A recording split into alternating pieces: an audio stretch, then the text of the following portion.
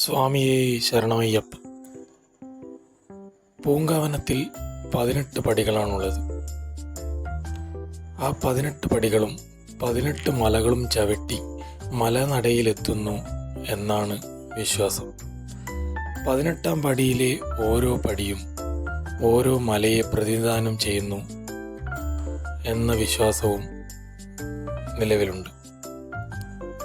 കാളകെട്ടി, ഇഞ്ചിപ്പാറ, പുതുശ്ശേരിമല, കരിമല, നീലിമല, പൊന്നമ്പലമേട്, മയിലാടുംമേട്, ചിറ്റമ്പലമേട്, തലപ്പാറമല, നിലക്കൽ, ദേവന്മല, ശ്രീപാദമല, കൽക്കിമല, മാതംഗമല, സുന്ദരമല, നാഗമല, ഗൗണ്ടമല, ശബരിമല എന്നിവയാണ് 18 മലകൾ. കൂടാതെ മോക്ഷപ്രാപ്തിക്ക് മുൻപ് മനുഷ്യൻ പിന്നിടേണ്ട 18 ഘട്ടങ്ങളെ സൂചിപ്പിക്കുന്നതാണെന്നും പറയപ്പെടുന്നു. അതനുസരിച്ച് ആദ്യത്തെ 5 പടികൾ പഞ്ചേന്ദ്രിയങ്ങളെ സൂചിപ്പിക്കുന്നു. 13ാമത്തെ പടികൾ വരെയുള്ള അടുത്ത 8 പടികൾ അഷ്ടരാഗങ്ങളായ കാമം, ക്രോധം, ലോഭം, മോഹം, മതം, മാത്സര്യം, ഡംബ്, അസൂയ മുതലായവയെ പ്രതിനിധീകരിക്കുന്നു. 14 മുതൽ 16 വരെയുള്ള പടികൾ ഗീതയിൽ പ്രകീർത്തിക്കുന്ന ത്രിഗുണങ്ങളായ സത്വഗുണം, രജോ ഗുണം, തമോ ഗുണം എന്നിവയെ പ്രതിനിധീകരിക്കുന്നു. അവസാനം വരുന്ന 17-18 പടികൾ വിദ്യയെയും അവിദ്യയെയും പ്രതിനിധാനം ചെയ്യുന്നു.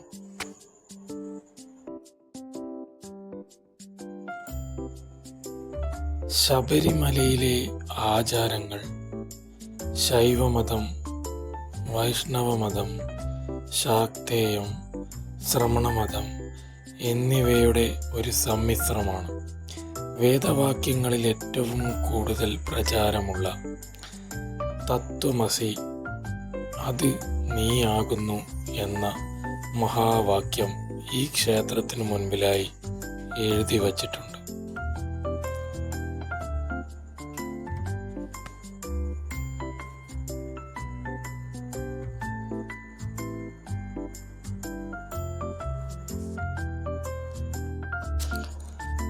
ശാസ്താവ് അഥവാ അയ്യപ്പൻ ഹിന്ദു ദേവനാക്കപ്പെട്ട ബുദ്ധനാണെന്നും അതിനു മുൻപ് അത് ഒരു ദ്രാവിഡ ദേവനായിരുന്നു എന്നും വിശ്വസിക്കുന്നു. പണ്ടുകാലം മുതൽ ഇവിടെ മലദൈവമായിരുന്ന ചാത്തൻ അഥവാ ചാത്തപ്പന് ആരാധന ഉണ്ടായിരുന്നു. ചാത്തനാണ് ശാസ്താവായി മാറിയതെന്നും പറയപ്പെടുന്നു.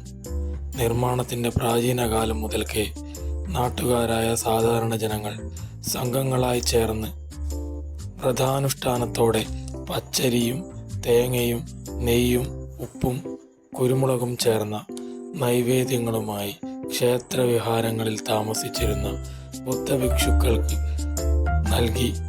നിവേദ്യങ്ങൾ നൽകി അവരുടെ ഉപദേശങ്ങൾ ശ്രവിച്ച് തിരിച്ചു വരുമായിരുന്നു. ബുദ്ധമത അനുയായികളുടെ ശരണം വിളിയും അയ്യപ്പ ശരണം വിളിയും തമ്മിലുള്ള സാമ്യം ഇവ തമ്മിലുള്ള ബന്ധത്തെ സൂചിപ്പിക്കുന്നു.